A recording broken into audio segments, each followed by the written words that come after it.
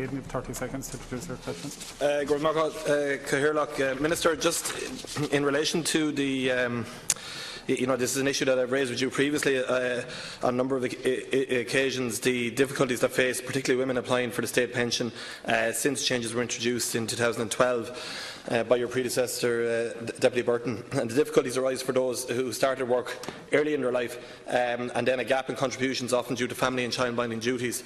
This is the Homemakers Credit Scheme introduced in 1994. Does not address this issue for the women who have worked in the home pre-94. And I'm just wondering if your department has costings in relation to if we were to extend out and take care of that group of people who are affected by this before 94. Minister, you have 2 minutes to respond. Entitlement levels to the state pension contributory are calculated by means of a yearly average calculation, where the total contributions paid or credited are divided by the number of years of the working life. Payment rates are banded to reflect a person's contribution history. Volunteer development workers who work abroad in developing countries are exempt from paying social insurance contributions while abroad. They may, however, be awarded credited contributions or credits for the duration of their absence, up to a maximum of 5 years. The Homemaker Scheme makes qualifications for the state pension contributory easy for those who take time out of the workforce for caring duties. The scheme, which was introduced in 1994, allows gaps of up to 20 years spent caring for children under 12 years of age or incapacitated people to be disregarded when a person's social insurance record is being averaged for pension purposes. The scheme does not involve the award of credits. Pensioners who qualify for one of these schemes still need to fulfil the basic eligibility requirements for the state pension contributory, notably that they must have paid at least 520 weekly contributions. That's roughly 10 years working out of a potential 50. Any proposals to extend the scope of the Homemaker Scheme or the Volunteer Development Worker Scheme would have significant cost implications and would have to be considered in the context of future budgets. When someone doesn't qualify for the full rate contributory pension, they may qualify for an alternative payment, such as an increase for a qualified adult, where their spouse has a contributory pension or a means-tested state pension non-contributory. My department is currently working on the development of a total contributions approach to replace the current yearly averaging system for the calculation of the state pension contributory.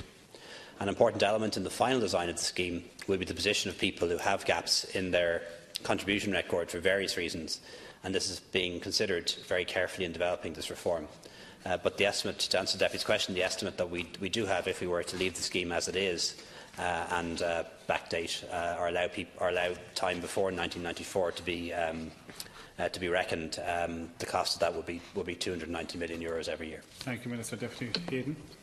I thank the Minister for his response, and mindful that any changes that are made in terms of pension entitlement has a knock-on impact, and would need any ever-increasing budget to address that without having to make cuts in other areas. But the Homemakers Credit Scheme in '94 was to make qualification easier for those who took time out for caring, and it allows for up to 20 years spent caring for children under 12 or those incapacitated, and for that time to be disregarded for pension purposes. And the effect is to reduce the number of years their contribution are divided by. It doesn't actually confer any extra credits.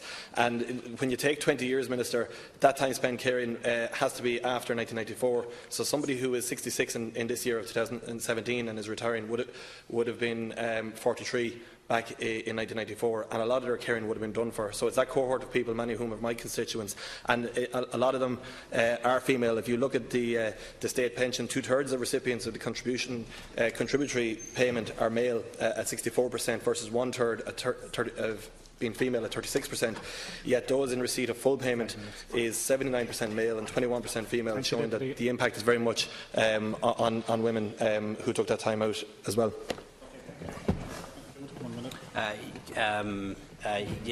The scheme was introduced in 1994 by then Minister Michael Woods, and I think was a very progressive measure introduced at the time. I imagine when it was introduced, the decision not to make it retrospective was the enormous cost that would arise from doing so.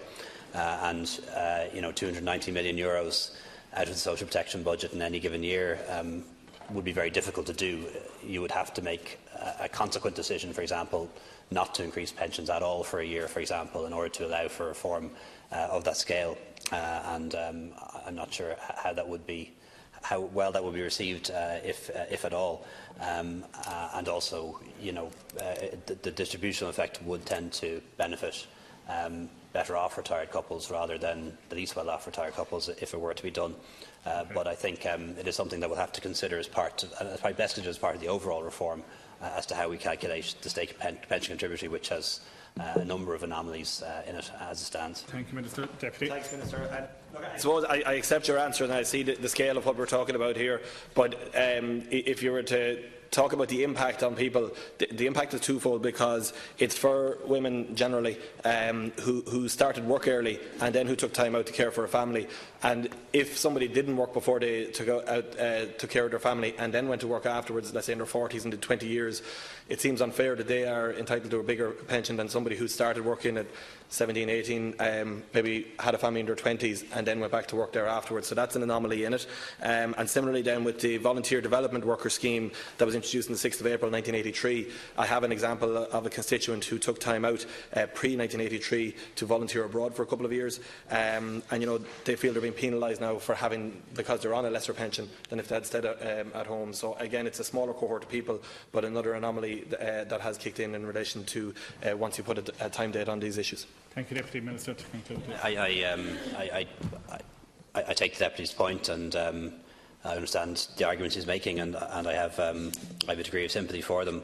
The difficulty, of course, with any programme the government brings in is that if you make it retrospective, the cost of doing it can make it prohibitive, and decisions made in 94 and 83 were not to make them retrospective precisely for that reason, is that the cost would have been so high that it wouldn't be possible to do them at all. And unfortunately, that's a public policy dilemma that we face all the time, that you can change things for the better going forward, but to apply new rules retrospectively can be prohibitive in terms of cost.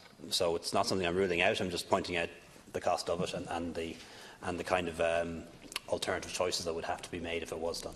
Okay, thank you very much, Minister. I have 2.5 minutes left, so Deputy Connolly, 30